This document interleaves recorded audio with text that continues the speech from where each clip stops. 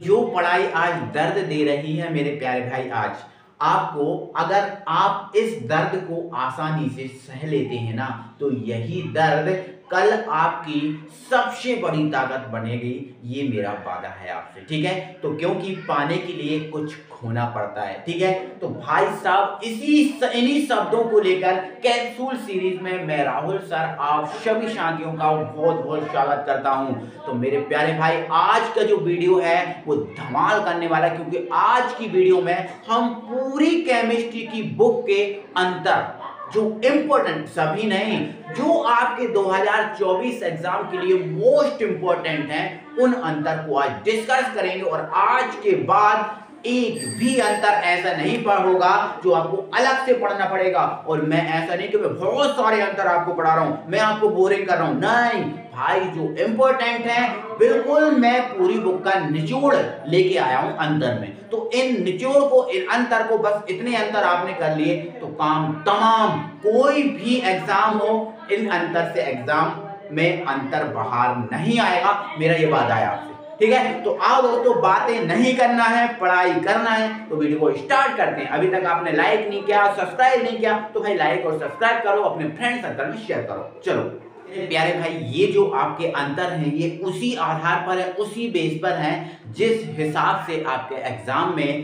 Paper में निकलना है। तो उसी हिसाब से अंतर तैयार किए गए हैं। तो हमारा पहला अंतर और एक इंपॉर्टेंट अंतर आपको तैयार करना है, मोलरता और मोललता में अंतर। जी हाँ, ये इंपॉर्टेंट रहेगा। मैं आज पूरी केमिस्ट्री की बुक के निचोड़ लेकर आया हूं, पूरी केमिस्ट्री के इंपॉर्टेंट अंतर लेके आया हूं और आपको कंप्लीट करा रहा हूं। अगर आपने इतने अंतर कर लिए तो मैं नहीं मानता कि इनसे बाहर आपके पेपर में कोई अंतर मिलने वाला है, ठीक है। तो मोलरता और मोललता में पहला अंतर क्या है? पहला अंतर ये है, पहला अंतर तो इसकी परिभाषा ही है, 1 लीटर या 1000 ml विलयन में उपस्थित विलेय के मोलों की संख्या को मोलरता कहते हैं। यही कहिए आप, 1 लीटर या 1000 ml विलयन में उपस्थित विलेय के मोलों की संख्या को मोलरता कहते हैं। और अगर इसमें हम बात करें तो थोड़ा सा ही डिफरेंस है। यहाँ जो विलयन है, यहाँ पर क्या लिया गया है? विलयन लिया गया। ध्यान रखना, इस बात को भी ध्यान रखना,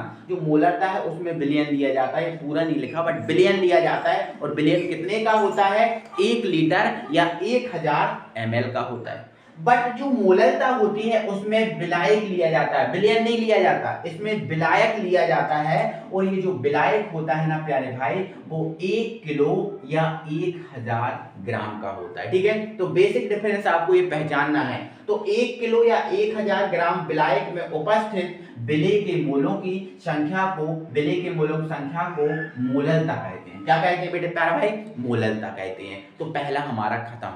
दूसरा, हमें कुछ नहीं लिखना, इसका मात्रक लिखना है। इसको कैपिटल M से प्रदर्शित करते हैं और इसको स्मॉल m से प्रदर्शित करते हैं। खत्म। तीसरा है इसका मात्रक। तीसरा हमें इसका मात्रक याद रखना है। इसका मात्रक मोल पर लीटर होता है और इसका मात्रक मोल पर किलोग्राम होता है। क्योंकि हमने इसको किलोग्राम में लिया, इसको हमने लीटर में लिया। ये अंतर खत्म। समझ में आपको आया? बहुत अच्छे से याद रख लेना, बहुत अच्छे से इनको तैयार कर लेना, ये आने ही हैं पेपर में और आपको याद ही हो जाएंगे। क्या है दिक्कत यार, मैं बताता चल रहा हूँ, आपको याद हो जाएंगे, ठीक है ना।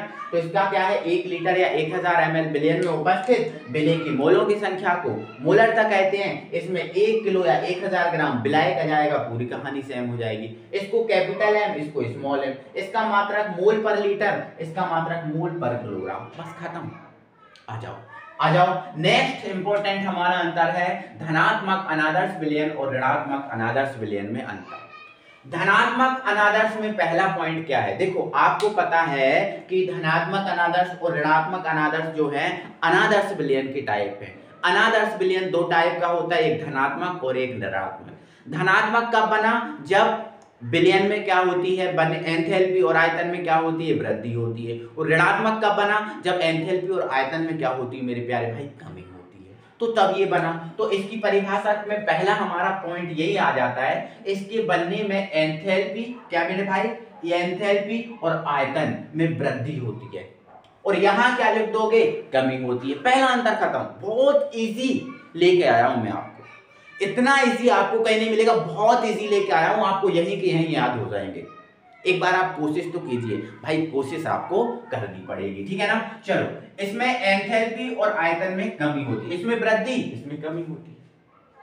अब दूसरा पॉइंट बहुत इजी है, ऐसे विलयन का वास्तव जो मतलब ऐसे जो अनादर्श धनात्मक अनादर्श विलयन है, इन विलयन का जो वास्तव होता है राउल्ट नियम द्वारा जो आरोपित वास्तव होता है, मतलब जो धनात्मक अनादर्श विलयन है इनका जो वास्तव होगा और राउल्ट नियम द्वारा जो आरोपित वास्तव होगा उससे अधिक होगा। तो ऐसे विलयन का वास्तव राउल्ट नियम द्वारा आरोपित वास्तव से अधिक होता है और इनका क्या होता है, कम होता है। बस बिल्कुल कितना इजी है, मतलब इसमें एंथैल्पी और आयतन में वृद्धि होती है, इसमें एंथैल्पी आयतन में कमी होती है। ऐसे याद रख लो ना, आप जमा देना और एग्जाम में आप, ठीक है। इसमें ऐसे विलयन का वास्तव राउल्ट नियम द्वारा आरोपित वास्तव से अधिक होता है, ऐसा इनमें क्या हो जाएगा, कम होता है। बस अधिक कम बस। और तीसरा क्या है, उदाहरण। तो ये मेथिल अल्कोहल प्लस जल, एथिल अल्कोहल H लगना पड़ेगा, एथिल अल्कोहल प्लस जल, और इसमें कोई अम्ल के साथ जल दे देना, इसमें कोई से भी अल्कोहल के साथ जल देना और इसमें अम्ल के साथ जल देना। जैसे हमने एसिटिक अम्ल के साथ जल दे दिया और ये हमने हाइड्रोक्लोरिक अम्ल के साथ जल दे दिया, ये उदाहरण। तो ये कितना इजी रहा, बताओ कितना इजी रहा, और दो अंतर हमारे कंप्लीट हो गए कि नहीं। तो पूरे बुक के अंतर करना है और बहुत ज्यादा मोस्ट इंपोर्टेंट ही अंतर लेके आए, ऐसे नहीं कि कुछ भी भर दिया हमने, नहीं कुछ भी नहीं भर दिया, आपको मोस्ट इंपोर्टेंट अंतर लेके आए हैं और इनमें से ही पेपर में आएगा, ये मेरी गारंटी है। चाहे आप किसी भी बोर्ड से हो, यही अंतर में से आपके एग्जाम में अंतर निकलेगा। पहले दो अंतर आई होप आपको बहुत अच्छे से याद हो गए होंगे, दिक्कत नहीं होगी। अब अगले दो अंतर हमें कौन से तैयार करने हैं, तो अगले हमें दो अंतर तैयार करने हैं अभिक्रिया की दर और वेग स्थिरांक में अंतर। बहुत इजी है, आ जाओ देख लो जरा, है ना। अभिक्रिया की दर क्या है, इकाई समय अंतराल में, मतलब इकाई समय जानते हो कौन सा होता है, 1 सेकंड 1 मिनट। इकाई का मतलब जिसमें एक हो, जिसमें एक लगा हो। अब वो 1 सेकंड भी हो सकता है, 1 मिनट भी हो सकता है, 1 घंटा भी हो सकता है, ठीक है। तो इकाई समय अंतराल में अभिकारक या उत्पाद, अभिकारक हो सकता है या उत्पाद हो सकता है, कोई भी हो सकता है, ठीक है। अभिकारक या उत्पाद के सांद्रण में होने वाले परिवर्तन को, अभिकारक या उत्पाद के सांद्रण में जो भी परिवर्तन होगा उस परिवर्तन को अभिक्रिया की दर कहते हैं। क्या बोलते हैं, अभिक्रिया की दर। अब यहाँ पर क्या है, यहाँ पर यह है इकाई सांद्रता के साथ, मतलब इसमें जो सांद्रता की वैल्यू 1 रख दी जाती है, इसमें सांद्रता कितनी रख दी जाती है, 1। यहाँ पर सांद्रता का कोई महत्व नहीं होता, मतलब वेग स्थिरांक में सांद्रता का कोई भी महत्व नहीं है, जो भी सांद्रता होगी जितनी भी होगी उसको 1 वैल्यू पुट कर दी जाएगी, ठीक है। तो इकाई समय अंतराल में अभिकारक या उत्पाद के सांद्रण में होने वाले परिवर्तन को अभिक्रिया की दर कहते हैं। और इसमें क्या जाएगा, इकाई सांद्रता के साथ संपन्न होने वाली अभिक्रिया की दर को वेग स्थिरांक कहते हैं, ठीक है, हो गया। अब यह अभिकारक की सांद्रता पर निर्भर करती है क्योंकि यहाँ पर सांद्रण में जितना परिवर्तन होगा वही अभिक्रिया की दर होगी। तो ये अभिकारक की सांद्रता के पर निर्भर करती है, यह अभिकारक की सांद्रता पर निर्भर करती है। लेकिन इसमें सांद्रता होती है वो तो 1 रख दी जाती है, तो यह अभिकारक की सांद्रता पर निर्भर नहीं करती, जितनी भी सांद्रता होती है सबको 1 रख दिया जाता है। तो सांद्रता का यहाँ पर कोई महत्व नहीं होता, ठीक है। तो इकाई समांतराल में अभिकारक या उत्पाद के सांद्रण में होने वाले परिवर्तन को अभिक्रिया की दर और इकाई सांद्रता के साथ संपन्न होने वाली अभिक्रिया की दर को वेग स्थिरांक।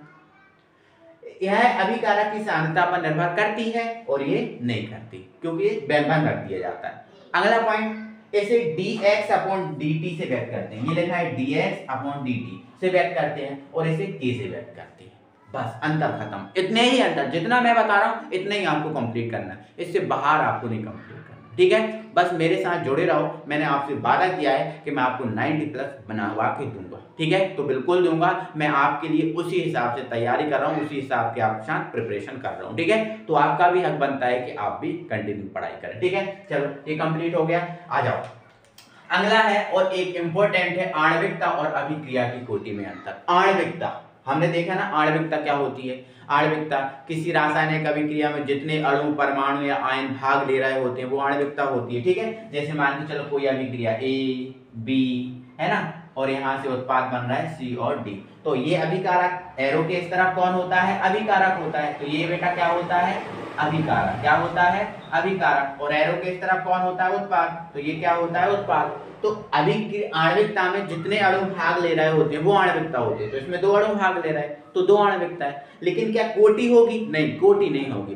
कोटि के लिए सांद्रण में परिवर्तन होना जरूरी है ना, सांद्रण में परिवर्तन होना जरूरी है। तो यहाँ से अंतर तो बहुत इजी लेके आया हूं। अंतर हमारा बहुत इजी पहला है कि जो आणविकता है वो एक सैद्धांतिक पद है। मतलब सैद्धांतिक ऐसा इसलिए है क्योंकि इसको हम देखकर बता सकते हैं, इसलिए ये सैद्धांतिक पद है, देखकर हम इसको आणविकता को बता सकते हैं। बट यह प्रायोगिक पद है। प्रायोगिक मतलब इसको हम देखकर नहीं बता सकते। अगर हमें इसको करना है तो इसको हमें कैलकुलेट करना पड़ेगा, प्रयोग करना पड़ेगा, पहले प्रयोग करना पड़ेगा फिर हम बता पाएंगे। ठीक है, 2 अंतर हो गए, एक अंतर हो गया। मतलब अब दूसरा पॉइंट यह है कि आणविकता सदैव मतलब हमेशा पूर्णांक में होगी। पूर्णांक में मतलब पूरे अंक में, जैसे या तो 1 होगी, या तो 2 होगी, या तो 3 होगी। इसमें आधा अधूरा नहीं होगा कि 1.5 हो या 2.5, आधा अधूरा नहीं हो, हमेशा पूरे अंक में होगी, हमेशा पूर्णांक में होती है। यह शून्य भी हो सकती है, लेकिन ये इसका कोई भरोसा नहीं है, आधी अधूरी हो सकती है, शून्य भी हो सकती है, दशमलव में भी हो सकती है, तो यह शून्य भी हो सकती है। ठीक है, तीसरा अंतर, यह रासायनिक अभिक्रिया को मतलब देख कर बता सकते हैं। मतलब हमने देखा ना, ये पहले सैद्धांतिक पद है ना, तो इसको हम देख कर बता सकते हैं। किसी अभी जैसे ये अभिक्रिया, इसको देखो, बताओ आणविकता कितनी है, 2 अणु भाग ले रहा है तो आणविकता 2 होगी। लेकिन कोटि नहीं बता सकते देखकर, आप इसकी कोटि नहीं कह सकते कि 2 है, हो सकता है ये 1 हो सकता है 0 हो, है ना। तो कोटि हम देखकर नहीं बता सकते, है ना। तो आणविकता तो हम देखकर बता सकते हैं, बट कोटि देखकर नहीं बता सकते। तो यह रासायनिक अभिक्रिया को देखकर बताई जा सकती है, और यह रासायनिक अभिक्रिया को देखकर नहीं बताई जा सकती। तो बताओ कितना इजी रहा, कितना इजी रहा, कितने इजी आंसर में अंतर लेके आया हूं, है ना। और मोस्ट इंपॉर्टेंट लेके आया हूं। बस आपको ज्यादा से ज्यादा 8 करने पड़ेंगे, और 8 अगर आपने कर लिए तो आपको पता है कि 2 तो एग्जाम में, 2 या 3 अंतर तो एग्जाम में आते ही हैं। बिना अंतर के एग्जाम बनता ही नहीं है। ठीक है, तो बिल्कुल सटीक पढ़ाई कीजिए, है ना। और जो मैं बता रहा हूं उनको कर लीजिए, उनमें से बाहर नहीं होगा। आगे बढ़ते हैं। अगर हम डिफरेंस को आगे बढ़ाएं तो अगला हमें डिफरेंस मिलता है डी ब्लॉक के तत्व और एफ ब्लॉक के तत्व में। बहुत इजी है। देखो, ऐसे तत्व जिनका अंतिम इलेक्ट्रॉन डी कोष में प्रवेश करेगा, डी ब्लॉक के तत्व, और ऐसे तत्व जिनका अंतिम इलेक्ट्रॉन एफ कोष में प्रवेश करेगा, एफ ब्लॉक के तत्व। बताओ कितना इजी नहीं है, बहुत इजी है ना। अब दूसरा क्या है, इन्हें संक्रमण तत्व कहते हैं। सब जानते हो भाई, इतना पढ़ा है आपने, इतना तो आप सब जानते हो कि इन्हें संक्रमण तत्व कहते हैं और इन्हें अंतः संक्रमण तत्व कहते हैं। इन्हें संक्रमण, इन्हें अंतः, बहुत इजी है यार। इन्हें ये जो तत्व हैं, जो डी ब्लॉक के तत्व हैं, वो स्थायी हैं, क्योंकि ये जो तत्व हैं मृदा में उपलब्ध हैं, मृदा में उपलब्ध हैं, इसलिए ये तत्व स्थायी हैं। बट ये तत्व जो होते हैं वो अस्थायी होते हैं। कितना बहुत इजी है। इन्हें 4 श्रेणियों में बांटा गया है, इन्हें 2 श्रेणियों में बांटा गया है। इन्हें की 4 श्रेणी है और इनकी 2 श्रेणी है। बहुत इजी रहा ना, बहुत इजी है कि नहीं, बताओ।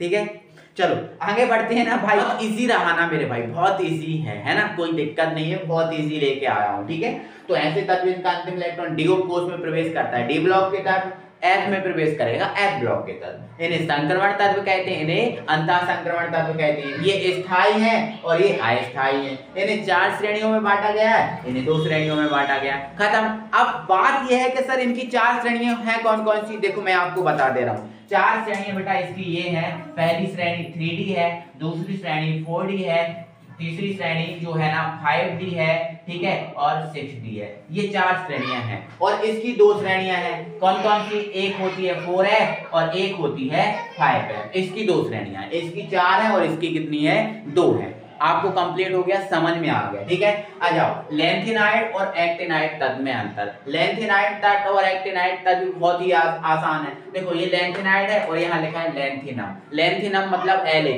जो ध्यान रखना, एक क्वेश्चन आपके ऑब्जेक्ट में पूछा जाता है कि लैंथेनम कौन से ब्लॉक का तत्व है, तो लैंथेनम तो डी ब्लॉक का है। लैंथेनम जो है वो डी ब्लॉक का, और यहाँ पर लिखा है एक्टिनियम AC, ये भी डी ब्लॉक का है ना। तो अब लैंथेनाइड और एक्टिनाइड क्या है, तो देखो लैंथेनम La के बाद, इस लैंथेनम के बाद जो आएंगे वो लेंथेनम नहीं, लेंथेनम के बाद जो आएंगे वो, ठीक है। तो लेंथेनम तो डी ब्लॉक का है, इसके बाद जो आएंगे वो, तो लेंथेनम के बाद आने वाले 14 तत्वों को लेंथेनाइट के तत्व, और एक्टिनियम डी ब्लॉक का है, इसके बाद जो आएंगे ये 14 तत्व, इसके बाद जो 14 तत्व आएंगे उसे एक्टिनाइट के तत्व कहेंगे। खत्म।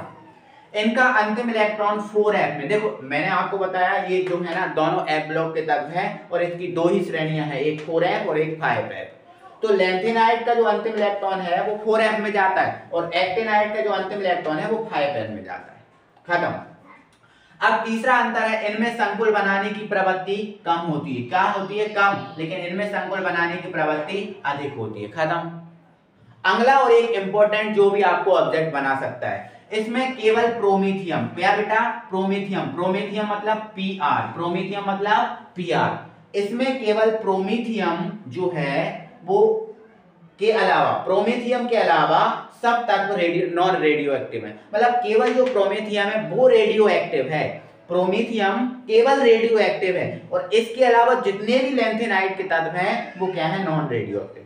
और एक बात और आप यहां से निश्चित कर दो, लेंथेनाइट के तत्व भी 14 हैं और एक्टिनाइट के तत्व भी 14 हैं। तो आपसे अगर पूछ ले कि लेंथेनाइट के तत्व कितने हैं तो आपका आंसर आएगा 14, और एक्टिनाइट के तत्व कितने हैं? 14।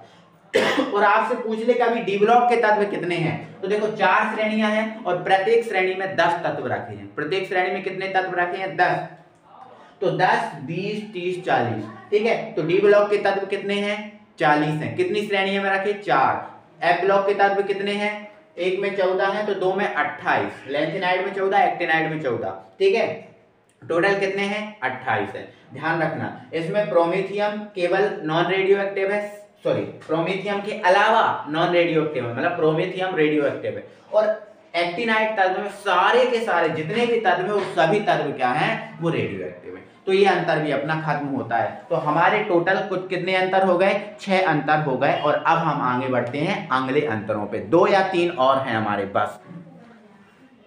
तो अंतर का सिलसिला हमारा खत्म होने वाला है। लगभग हमें इतने अंतर बहुत अच्छे से कंप्लीट करने पड़ेंगे और लगभग आपको हो ही गए होंगे, है ना। 50-60% तो ये आज हो ही गए होंगे। अगर एक बार और एक वीडियो को देख लेते हो तो 100% हो जाएंगे, ठीक है। तो अगला है हमारा द्विक लवण और संकुल यौगिक में अंतर, मात्र नाम मात्र का अंतर है। आप देखो जो द्विक लवण होता है, जो द्विक लवण है ऐसा आणविक यौगिक है जो केवल ठोस अवस्था में, कौन सी अवस्था में? ठोस अवस्था में स्थायी होता है। ठोस अवस्था में क्या होता है बेटा? स्थायी। लेकिन जलीय विलयन में अपने सभी आयनों में विभक्त हो जाते हैं, मतलब सभी आयनों में टूट जाते हैं। किसमें? जलीय विलयन में। लेकिन ठोस अवस्था में कैसा होगा? स्थायी।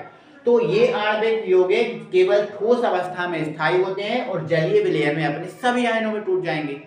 लेकिन अगर इनकी बात करें तो ये आणविक यौगिक ठोस और जलीय विलयन दोनों में, ठोस में भी और जलीय विलयन में भी, दोनों में मेरे प्यारे भाई स्थायी होंगे। कैसे होंगे? स्थायी होंगे। कैसे होंगे? स्थायी होंगे, ठीक है ना। चलो आगे बढ़ जाओ, ठीक है, कोई दिक्कत नहीं। ये दोनों अवस्थाओं में कैसे होंगे? सॉरी, ये ठोस अवस्था में स्थायी होंगे, जलीय विलयन में टूट जाएंगे। ये दोनों अवस्थाओं में स्थायी होंगे। ये सभी आयनों का परीक्षण देंगे, क्योंकि जलीय विलयन में टूट जाते हैं ना, वियोजित हो जाते हैं, तो ये अपने सभी आयनों का परीक्षण देते हैं। लेकिन ये अभी सभी आयनों का परीक्षण नहीं देते। 2 अंतर कंप्लीट। तीसरा, इनमें आयनिक बंध होता है। इंपॉर्टेंट है, ऑब्जेक्ट में भी बन सकता है। इनमें आयनिक बंध होता है और इनमें आयनिक और सहसंयोजक बंध होता है। एक बार अगर आप अपने माइंड में आंख बंद करके रिकॉल भी कर लेंगे तो ये याद हो गए होंगे। एक बार और देख लोगे 100% आपका कंप्लीट हो जाएगा। अगला और हमारा मोस्ट इंपोर्टेंट अंतर आपको आता है, ये 4 नंबर में आएगा अंतर। ये ना जो अंतर है, मैं जितने पॉइंट लिखा रहा हूं मान लो ये उतने नंबर में आ रहा है अंतर, मैं उतने ही पॉइंट लिखा रहा हूं, ज्यादा नहीं लिखा रहा हूं, कम भी नहीं लिखा रहा हूं। तो जितने नंबर का आपके एग्जाम में टपकना है, आना है, उतने नंबर का मैं आपको लिखा रहा हूं। SN1 SN2 में आ जाओ। देखो बहुत बेहतरीन है, कोई दिक्कत नहीं है। वह प्रतिस्थापन अभिक्रिया जिसके वेग निर्धारण पद में, मतलब एक ऐसी अभिक्रिया जिसके वेग, देखो SN1 का मतलब होता है 1 और 2 का मतलब होता है 2, ये तो आप जानते हो। SN1 में 1 का मतलब 1 है, SN2 में 2 का मतलब 2 है। तो वह प्रतिस्थापन अभिक्रिया जिसके वेग निर्धारण पद में, यहां देखो लिखा है 1 अणु भाग लेता है। वह प्रतिस्थापन अभिक्रिया जिसके वेग निर्धारण पद में एक अणु भाग लेता है, वो आपकी एक अणु भाग लेता है SN1 अभिक्रिया कहलाती है। कौन सी अभिक्रिया कहलाती है? SN1। और पलट के यहां लिखोगे तो क्या लिखोगे? वह प्रतिस्थापन अभिक्रिया जिसके वेग निर्धारण पद में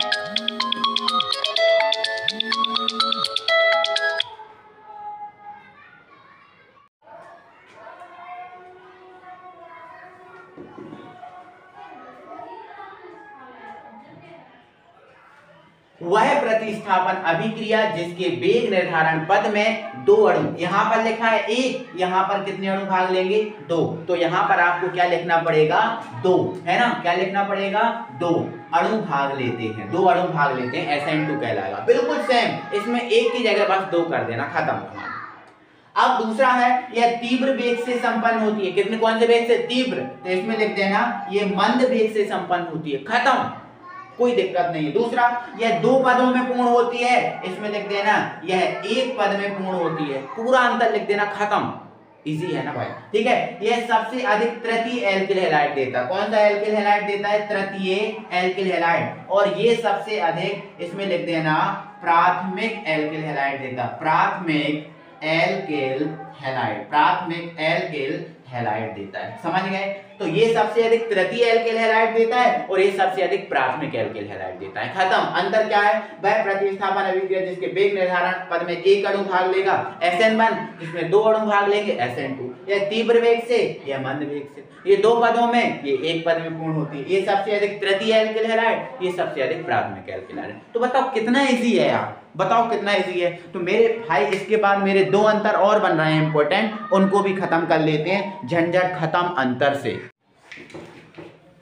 तो फ्रेंड्स ये हमारी अंतिम स्लाइड है और इस स्लाइड के बाद, इन अंतरों के बाद अगर आपसे कोई और कहे कि भाई ये अंतर याद कर लो, तो बिल्कुल मत करना। मैं गारंटी से, मेरा वादा है कि इन अंतर से कोई भी अंतर अब बाहर नहीं होने वाला, ठीक है। तो भाई हमारा अगला है DNA और RNA में अंतर। ये अपने बायो वाले अगर स्टूडेंट हो तो इनको आपको आता ही होगा ये अंतर, ठीक है। तो DNA और RNA में अंतर, सबसे पहले DNA और RNA का फुल फॉर्म जान लो, थोड़ा सा आप नॉलेज मिल जाएगा। D फॉर होता है डीऑक्सी, है ना, राइबोज, और N फॉर होता है न्यूक्लिक, A फॉर होता है एसिड। मतलब इसका फुल फॉर्म होता है डीऑक्सी राइबोज न्यूक्लिक एसिड। जी हाँ, डीऑक्सी राइबोज न्यूक्लिक एसिड, और इसका फुल फॉर्म होता है राइबोज न्यूक्लिक एसिड। जी हाँ, राइबोज न्यूक्लिक एसिड इसका होता है फुल फॉर्म। तो अंतर अगर बात करें तो इसका फुल फॉर्म होता है डीऑक्सी राइबोज न्यूक्लिक एसिड। तो इसमें डीऑक्सी राइबोज शर्करा होती है, पहला अंतर यह है। इसमें डीऑक्सी राइबोज शर्करा होती है और इसमें केवल राइबोज शर्करा होती है। इसमें डीऑक्सी राइबोज शर्करा होती है, इसमें राइबोज होती है, ठीक है। यह द्विकुंडलित संरचना में होता है, मतलब जो डीएनए है इसकी संरचना द्विकुंडलित होती है कुछ इस टाइप से, ठीक है, ऐसे, ठीक है, ऐसे होती है, ठीक है, इस टाइप की संरचना इसकी होती है ना। और इसकी संरचना एकल कुंडलित होती है, मतलब इस टाइप की होती है केवल, ठीक है, एकल कुंडलित ही होती है, मतलब इस टाइप की होती है, ठीक है। अब बात करें अगला और इंपॉर्टेंट अंतर है हमारा, इसमें एडेनिन, ग्वानिन, साइटोसिन तथा थायमिन क्षार होते हैं। एडेनिन, ग्वानिन, साइटोसिन तथा थायमिन क्षार होते हैं, लेकिन इसमें एडेनिन, ग्वानिन, साइटोसिन तथा यूरेसिल क्षार होते हैं, ठीक है।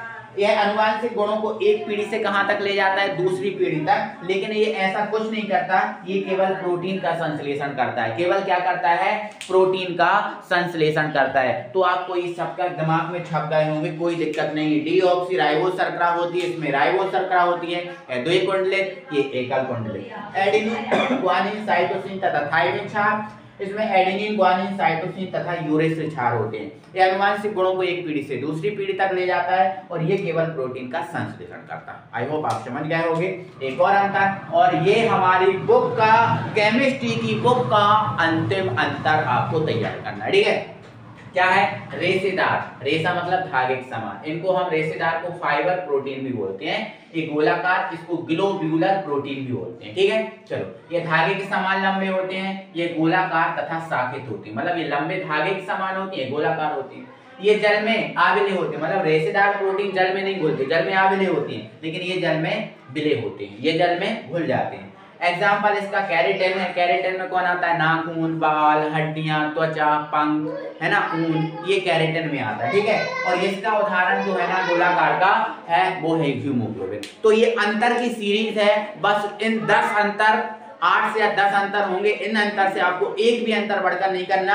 और मैंने कह रहा हूं ना बार बार, मैं कितनी बार कहूं यार, इन अंतरों को कर लिया तो कोई भी एग्जाम में इनके अलावा बाहर नहीं होगा, बिल्कुल मत पढ़ना आप, ठीक है ना। तो आपके नंबर अंतर में जितने भी अंतर आएंगे उनसे नंबर आपके होते हैं पक्के, ये मेरा वादा है, ठीक है। तो आपको कैसा लगा वीडियो? आई होप आपको अच्छा लगा होगा। देखो मैंने आपके साथ कितनी मेहनत की, जितने अंतर मैंने आपको पढ़ाए उतने अंतर मैंने बोर्ड पे लिखे भाई, उतने अंतर मैंने किस पे लिखे? बोर्ड पे लिखे। तो इंपॉर्टेंट है यार, मैं आपके लिए मेहनत कर रहा हूँ, तो आपका भी फर्ज बनता है कि आप हमें एक लाइक दें। चैनल को सब्सक्राइब नहीं किया तो चैनल को सब्सक्राइब कर लें, और वीडियो को लाइक नहीं किया तो वीडियो को लाइक भी जरूर कर लें, और अपने फ्रेंड सर्कल में ज्यादा से ज्यादा शेयर करें वीडियो, ताकि हम लोग आपके लिए मेहनत कर रहे हैं तो हमारा भी आप सपोर्ट करो, ठीक है। तो मिलते हैं फिर अगली वीडियो में, तब तक के लिए thank you very much, tata bye bye, जय हिंद।